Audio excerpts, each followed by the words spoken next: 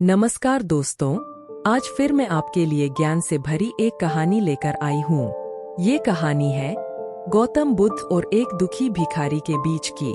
बुद्ध जिससे जीवन का बहुत अच्छा ज्ञान मिलता है। एक बार महात्मा बुद्ध एक गांव में अपने शिष्यों सहित घने पेड़ की छाव के नीचे बैठे थे। आसपास के गांवों से बहुत से लोग अपनी मानसिक समस्याएं लेकर महात्मा बुद्ध के पास आ रहे थे। महात्मा बुद्ध उन सब की मानसिक परेशानियों का समाधान देते। सब लोग तुशी अपनी समस्याओं का समाधान पाकर वहां से लौट रहे थे। वहीं से कुछ दूर ही बैठा लोगों को बुद्ध के पास जाते देख एक दुखी भिखारी अपने भाग्य को कोसता हुआ यही सोचने लगा कि अभी कुछ देर पहले तो ये लोग दुखी मन से मुंह लटकाए उन महात्मा के पास गए थे और अब इतना खुश होकर कैसे वापस लौट रहे हैं। आखिर माजरा क्या है? जरा मैं भी जाकर देखूं कि वो महात्मा ऐसा कौन सा खजाना बांट रहा है। इन लोगों को वे इतने प्रसन्न हुए कि उनके चेहरे लाल हो गए। जब वो दुख भिखारी कुछ नजदीक गया तो उसने देखा कि ये महात्मा तो लोगों को प्रवचन देकर लोगों के दुख का निवारण कर रहे हैं। यह देखकर भिखारी के मन में भी तीव्र इच्छा हुई कि क्यों न मैं भी इन महात्मा को अपना दुख बताऊं। मुझे भी अपने दुख का समाधान अवश्य मिलेगा। बस फिर क्या था। समाधान पाने की लालसा लिए भिखारी महात्मा बुद्ध के सामने पहुंचा और हाथ जोड़कर प्रणाम करते हुए बोला, मैं भी लोगों की मदद करना चाहता हूँ। मुझे लोगों की मदद करने की बहुत इच्छा है, लेकिन मैं कैसे मदद कर सकता हूँ? मैं बहुत गरीब हूँ। मेरे पास न तो पैसे हैं और न ही कोई ऐसी चीज जिससे मैं किसी की मदद कर सकूं। मैं कोशिश करने पर भी किसी की मदद नहीं कर सकता।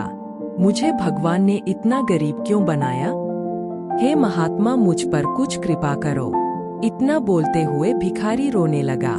महात्मा बुद्ध बोले, आप बहुत अज्ञानी हैं, क्योंकि आप अभी तक इस भ्रम में जी रहे हो कि तुम्हारे पास कुछ नहीं, जबकि दूसरों को कुछ देने के लिए तुम्हारे पास बहुत कुछ है।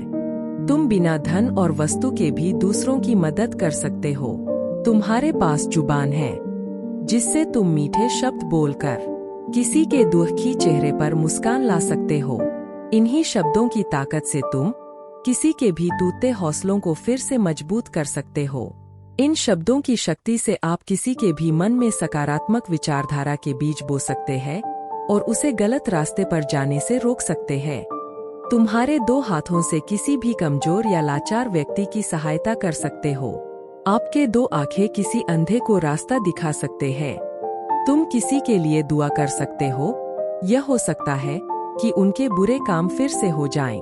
आप किसी के अच्छे स्वास्थ्य की कामना कर सकते हैं, लेकिन अज्ञानतावश तुम अब तक इस बात को समझ नहीं पाए और इस भ्रम में अब तक जीते रहे कि तुम्हारे पास मदद करने के लिए कुछ नहीं। किसी की मदद करने के लिए धन और वस्तु का होना अनिवार्य नहीं है। बिना धन और वस्तु के भी हम कई प्रकार से लोगों की मदद कर सकते हैं।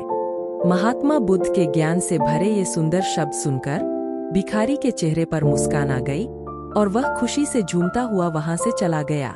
दोस्तों, महात्मा बुद्ध की इन बातों से बहुत कुछ सीखा गया। आजकल बहुत से लोग यह सोचकर दुखी होते हैं कि मेरे पास ये नहीं है, बल्कि जो आपके पास है उसी में संतुष्ट रहना सीखें और बिना मतलब के लोगों की मदद करें। इन्हीं से आपको परम सुख की प्राप्ति होगी। तो दोस्तों, यह बुद्ध स्टोरी आपको कैसी लगी जरूर बताना।